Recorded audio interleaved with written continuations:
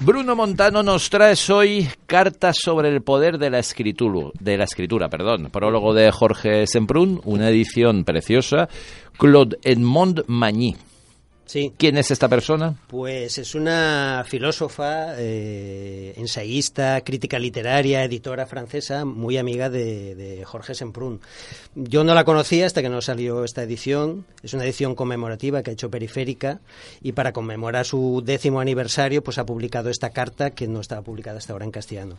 Una auténtica declaración de principios, ¿no? por el tipo de literatura que se defiende en esta carta.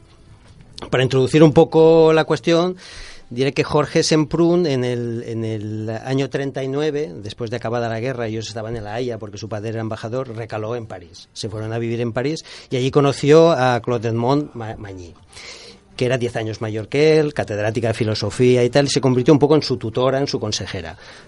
Debido a su influencia, Semprún estudió en la Sorbona filosofía.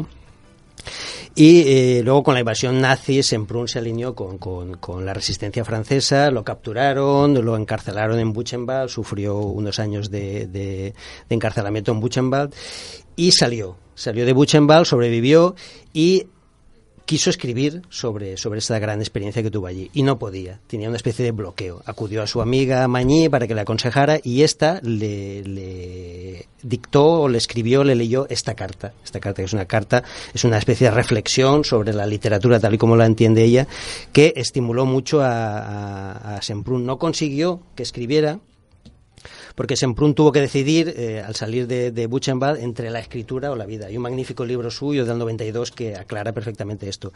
Y eligió la vida. La vida era olvidarse del campo de concentración.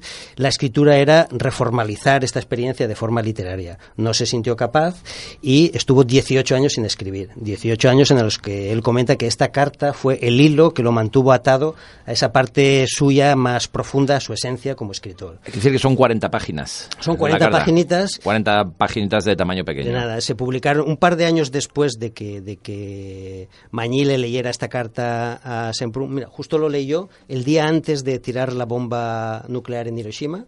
Lo comenta Semprún.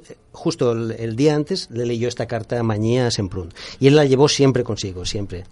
A los 18 años consiguió superar esta experiencia, seguramente por los consejos que daba Magny en esta carta, y empezó ya su vida como escritor. También porque en el 62 le expulsaron del Partido Comunista, dejó su carrera política, digamos, y se dedicó a la literatura, con un paréntesis posterior en el que fue ministro de Cultura aquí en España con Felipe González. Fijaros cómo deben de ser este tipo de experiencias tan traumáticas, estar en un campo de concentración, algo que me recuerda a la historia siempre esto de que estuvo 18 años sin poder escribir porque tienes un bloqueo o lo que sea, y dices, tengo que vivir. Conocí que ya falleció hace un año o así, Pérez Reverte le dedicó un artículo, yo no sé qué Pérez Reverte le había conocido, un director de cine francés que se llama Pierre Chandogef. A este le pilla de muy jovencito como cámara del ejército en la batalla de Dien Bien Phu en Vietnam. Sabéis que en Vietnam, antes de que llegasen los americanos, estuvieron los franceses, porque era la Indochina, era colonia de Francia. Y cuando empieza a haber el movimiento comunista y todo eso, los franceses empiezan a enviar ahí tropas a tutiplén. Dien Bien Phu era el nombre de una base que montan, creo que en el norte, para intentar impedir el paso de las tropas del Vietcong. Y había 70.000 soldados allí, o 80.000, una especie de fortificación y tal. Y Chandogef estuvo como cámara. Le pilló pues en la edad militar, imagino, y tal. Había cantidad de paracaidista francés, que se supone que son así tipos duros y tal.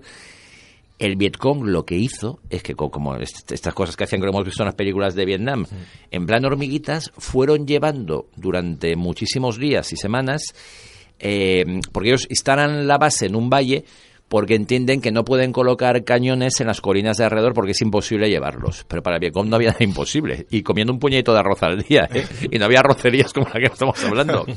Entonces desmontaron pieza a pieza todos los cañones, tío, y llenaron de cañones todas las colinas sin que los franceses se enterasen, hasta que lanzan una ofensiva que, bueno, que les pegaron una paliza. Fue una batalla muy épica, muy mítica. Duró creo que 80 y tantos días, hasta que los franceses se quedaron sin munición y tuvieron que rendirse. Intentaron también llevar paracaidistas de refuerzos y munición, pero claro, aquellos disparaban, derribaban los aviones y tal. Capturan de los 70.000, pues no sé, a lo mejor que van 50.000 o más, les capturan, se los llevan a un campo de concentración y entre ellos estaba este director que os digo. Y al cabo estuvieron en el cautiverio pues varios años, hasta que al final, ya con los acuerdos de paz y todo eso, los soltaron. Pero de los que llevaron, solo quedaron vivos, pues no sé, 8.000 o 9.000. O sea, murieron en el cautiverio un montón. De hecho, él intentó fugarse con 2 amigos, lo trincaron, le hicieron fusilamientos falsos. Bueno, en fin, que se ve que se lo hicieron pasar mal. Me lo contó cuando cenábamos, se pimpló una botella de vino, por cierto, era un abuelete encantador. Y dice que si duro fue el cautiverio, cuando luego regresan a Francia, claro, como han sido los perdedores, la sociedad les deja de lado también.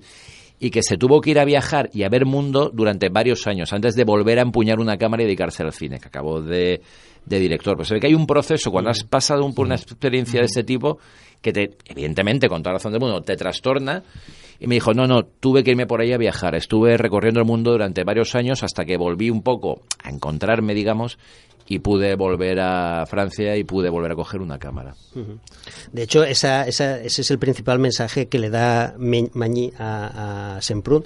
Ella dice, después de una experiencia tan brutal como esta, si lo escribes inmediatamente, estás aún en carne viva y el texto que surge de ahí es un texto demasiado emocional. Si lo escribes después de muchísimos años, que te has alejado ya mucho emocionalmente, resulta un texto demasiado intelectual. Tienes que buscar ese punto intermedio en el que tú ya has asimilado el dolor y eres capaz de convertir ese dolor en literatura, en arte, en fotografía, y has integrado ese dolor ya en tu personalidad. Eso, cada persona requiere un tiempo. En el caso de Semprún requirió 18 años. ¿A quién le recomendamos la carta sobre el poder de la escritura? Pues a todos en general, a todos los interesados en la literatura en general, pero sobre todo a los que escriben. Es un texto magnífico para los que escriben. Fíjate que me da un poco de miedo, porque me voy a sentir muy, muy tarugo. Sí. Hombre, como es un texto tan luminoso y tan bueno, te lo lees y dices, hostia, tiene una idea muy particular de la literatura. Ella dice que no se puede escribir, no se puede ser un buen escritor si no eres un hombre puro. Puro no en un sentido moral. ¿Qué es ser puro? Eso es muy... No en un sentido moral. ¿El fornicio es impuro? No. ¿Qué es puro? Para ella un hombre puro es un hombre que ya se ha alejado lo suficientemente de él mismo como para poder contar. Mientras estás apegado a tu yo, a tu vanidad, no tienes, digamos, la capacidad, no tienes aún el corazón puro como para poder escribir. ¿Y si eres egoísta? Tampoco. Entonces, el Semprún pues tardó todo ese tiempo en purificar su corazón, en asimilar todo ese dolor, y al final pues se convirtió en un gran escritor, como todos conocemos, y en un gran guionista de cine, porque no sé si sabéis que estuvo 2 veces nominado al Oscar al mejor guión, uno con Costa Gabras y otra película con Alain Resnais, las 2 veces nominado al mejor guión. O sea, es una cosa que no se conoce de Semprún, de su impresionante vida, pero que bueno, 2 veces nominado al Oscar. ¿Alguna reflexión más sobre la literatura que nos interese conocer? Pues para eso tenéis que leeros este libro, que además es cortito, 40 páginas intensísimas, y ya digo, para cualquier persona interesada en la literatura, pero sobre todo para los que escriben, quieren escribir, sueñan con escribir.